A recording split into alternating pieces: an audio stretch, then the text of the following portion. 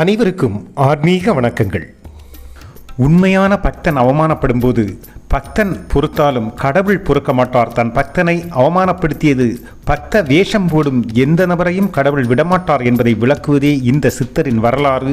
அந்த வரலாறைத்தான் நாம் கதையாக பார்க்க போகிறோம். மட்டுமல்ல, கடவுளை கும்பிடுகிறோம் பேர்வழி என்ற வகையில் அகந்தைகளை காட்டும் போதும் தவறுகளை செய்யும் போதும் எல்லாம் கடவுள் தமக்கு அளித்திருக்கின்ற ஒரு உரிமை என்றோ அது நாம் செய்து கொள்ளலாம் என்ற ஒரு எகத்தாளமும் எப்போதும் இறைவன் மன்னிக்க மாட்டார், தகுந்த தண்டனை அளிப்பார் என்பதையும் விளக்குகிறது இந்த காக புஜகண்டரின் வரலாறு. வாருங்கள் பார்ப்போம்.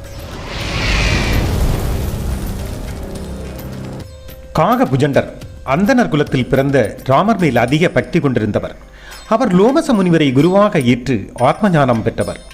மக்கள் தவறு செய்யாமலும் நேர்வழியில் நடப்பதற்காகவும் வாழ்க்கை சிறப்பதற்காகவும் பக்தி செலுத்த ராமரை ஒரு உருவமாக நினைத்து பக்தி செலுத்துவதுதான் சிறந்தது என்கிறார். அவர் குரு லோமச முனிவரோ பிரம்மமாக நினைத்து வணங்குவதே சிறப்பு என்கிறார். இருவருக்கும் விவாதம் ஏற்படுகிறது. குருவான லோமசர் ஒரு கட்டத்தில் கோபம் கொண்டு, காகம் போல் எல்லாவற்றுக்கும் நீ பயப்படுகிறாய். தனக்கு உணவு இட்டவர்களை கூட காகம் நம்பாமல் ஒதுங்கியே நிற்கும் குணமுடையது. அந்த காகத்திற்கும் உனக்கும் அதிக வேறுபாடு இல்லை. நீ காகமாகவே மாறுவாய் என்று சாபமிடுகிறார். புஜண்ட முனிவர் காகமாக மாறி மேருமலையில் சித்தராக தன் வாழ்க்கையையும் தொடர்கிறார். அவரை பார்ப்பதற்காக வசிஷ்ட முனிவர் தேடி வருகிறார். 18 சித்தர்களில் ஒருவரான காக புஜண்டர் மேருமலை பகுதியில் காக்கை வடிவு கொண்டு வாழ்ந்து வந்த இந்த வேளையில்தான் வசிஷ்டர் அவரை தரிசிக்க வந்திருக்கிறார்.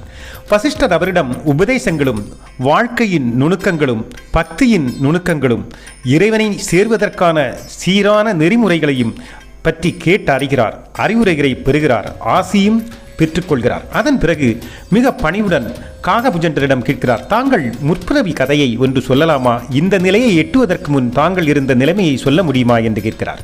முற்பிறவியில் பெற்ற அனுபவங்களையும் ஒரு வரலாறாகவும் கதையாகவும் சொல்கிறார் வசிஷ்டருக்கு காகபுஜண்டர். முற்பிறவியில் காகபுஜண்டர் விஸ்வம் என்ற பெயருடன் இருப்பதாக வைத்துக் கொள்வோம். அயோத்தியில் பிறந்த விஸ்வம் மிக சிறந்த சிவபக்தனாக விளங்கினார். அவர் சிவபெருமானை வணங்குவது மட்டுமல்லாமல் அவருடைய வாய்ஜாலம், கூர்மையான புத்தி, கடுமையான உழைப்பு மட்டுமல்லாமல் வீட்டிலும் மிக அதிகமான செல்வ செழிப்புடன் சீரும் சிறப்புமாக இருந்த அந்த வாழ்க்கையில் அவருக்கு தற்பெருமை கொஞ்சம் அதிகமாகவே இருந்தது. செல்வந்தர், மிகுந்த பக்தர், நான் அறிவு கூர்மை உள்ளவன் என்ற போன்ற அகந்தை அவரிடம் குடிகொண்டிருந்தது. ராமர் பிறந்த அயோத்தியில் பிறந்தும் ராமர் மீது அவர் பக்தி இல்லாமலேயே இருந்தார். தான் சிவபக்தனாக இருப்பதால் சிவனை தவிர மற்ற தெய்வங்கள் எல்லாம் தெய்வங்கள் அல்ல என்ற நினைப்பிலும் இருந்தார். அதனால் மற்ற தெய்வங்களையும் அதன் புராணங்களையும் வழிபாட்டு முறைகளையும் எப்போதும் கிண்டலும் கேலியும் செய்து அவமானப்படுத்துவதிலும் குறியாக இருந்தார். ஆண்டுகள் பல கடந்தன. அயோத்தியில் பஞ்சம் ஏற்பட்டது. விஸ்வம் வெளியூருக்கு சென்றார். அங்கும் பஞ்சம் அவரை துரத்தி கொண்டே சென்றது. வறுமையில் உணவின்றி உடல் மெலிந்து துயரங்களை பல அடைந்தார். அங்கிருந்தும் சமாளிக்க முடியாமல் உஜயினி என்னும் நகரையும் அடைந்தார். அங்கு வேலைகள் பல செய்து பிறகு அவர் ஈட்டிய செல்வங்களை எல்லாம் சேர்த்து சற்று செல்வந்த நிலையை அடைந்தார். உஜயினி சென்ற பிறகும் தன் சிவ வழிபாட்டை அவர் தொடர்ந்து கொண்டே இருந்தார். சிவபெருமானை மிக பற்றுதலுடன் வழிபட்டு வந்த விஸ்வம் அங்கு பரபிரம்ம தத்துவத்தை உணர்ந்த வேதியர் ஒருவரை அங்குள்ள காலபரமேஸ்வரர் ஆலயத்தில் வைத்து சந்திக்கிறார். அவரிடம் தன்னை சிஷ்யனாக ஏற்றுக்கொள்ளும்படி வேண்டுகிறார்.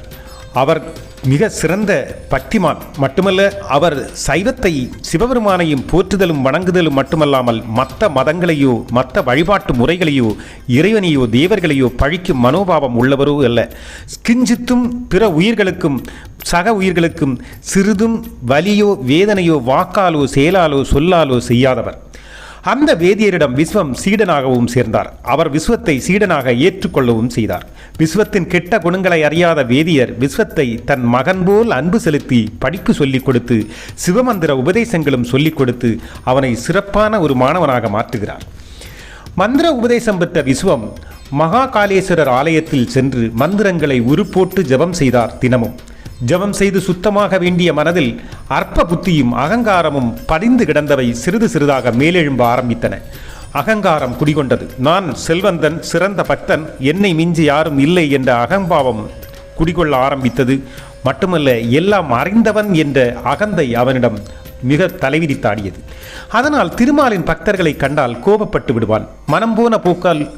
மனம் போன போக்கில் விஷ்ணுவையும் ஏசுவான். அதன் வழிபாட்டு முறைகளையும் குற்றம் சொல்வான். இந்த செயலால் குருநாதர் மனம் வருந்தினார். நீ ஒருபோதும் மாலவனை தவறாக பேசாதே என்று அறிவுரை கூறினார். அதன் வழிபாட்டு முறைகளையும் துதிகளையும் கிண்டல் செய்யாதே என்று சொல்லி பார்த்தார். விசுவமோ அதை காதில் கூட வாங்கிக் கொள்ளவே இல்லை. குரு சொல்வதை கேட்டு புரிந்து கொண்டு தன்னை திரித்துக் கொள்வதை விட்டுவிட்டு அவன் குருதாதன் மேலே ஆத்திரங்கொண்டான். குருவுக்கு ஒன்றுமே தெரியாது. அவருக்கு சிவனின் அருமை பெருமை தெரியாததால் தான் மற்ற தெய்வங்களையும் தேவர்களையும் வழிபாட்டு முறைகளையும் அவர் மதிக்கிறார், ஆமோதிக்கிறார் என்றெல்லாம் குருவையே கிண்டல் செய்ய ஆரம்பித்தான். குருநாதனுக்கு பல துரோகங்களை செய்யவும் துணிந்தான்.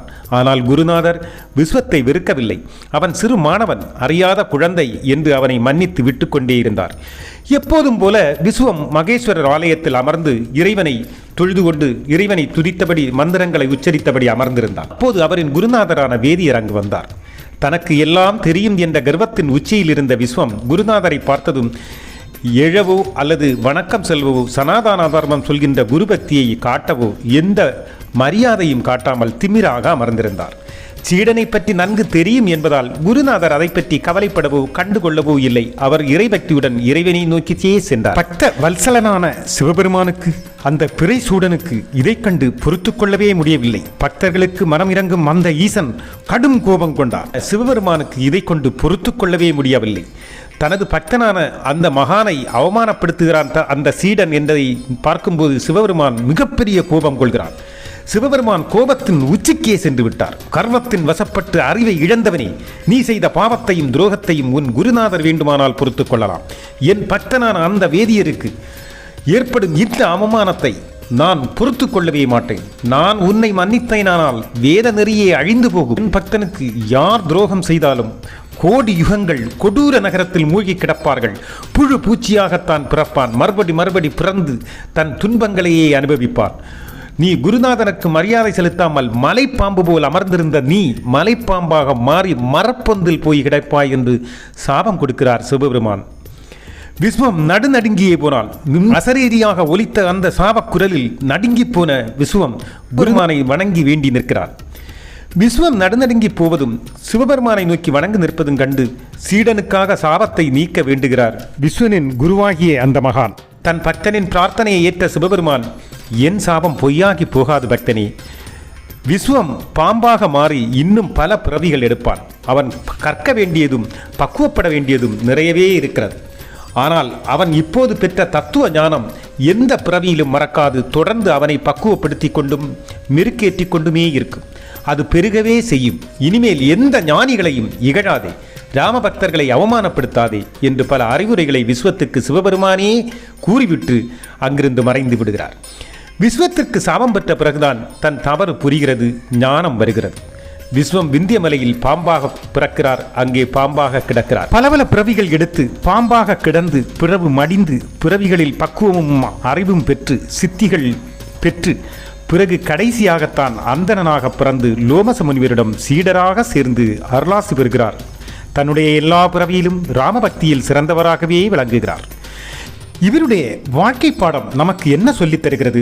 அதானது, நான் பெரிய பக்திமான், நான் இறைவனை என்றும் துதிப்பவன், நான் இறைவனுக்கு தொண்டு செய்பவன், எனவே நான் என்ன செய்தாலும் இறைவன் ஏற்றுக்கொள்வான், நான் என்ன சொன்னாலும் இறைவன் ஏற்றுக்கொள்வான், இறைவன் என்னை தண்டிக்கவே மாட்டான். எனவே பிறரை நமக்கு அவமானப்படுத்தினாலும் உதாசீனப்படுத்தினாலும் பிறருக்கு நாம் தீங்கு செய்தாலும் இறைவன் அதை ஏற்றுக்கொள்வான். ஏனெனில் நான் இறைவன் பக்தன், இறைவன் தொண்டன், இறைவனுக்கு தொண்டு செய்பவன் என்ற ஆணவமும் அகங்காரமும் கொண்டு நடக்கும்போது தண்டிக்க இறைவன் ஒருபோதும் தயங்க மாட்டான் என்பதை தெளிவாக இந்த கதை மூலம் விளக்கப்படுகிறது.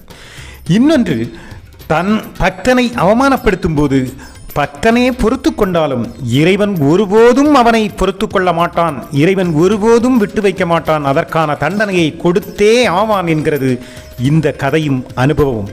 எனவே இவருடைய வாழ்க்கை கதையை ஒரு பாடமாக எடுத்துக்கொண்டு நாம் வாழ்க்கையில் பின்பற்றினால் வாழ்க்கை சிறக்கும்.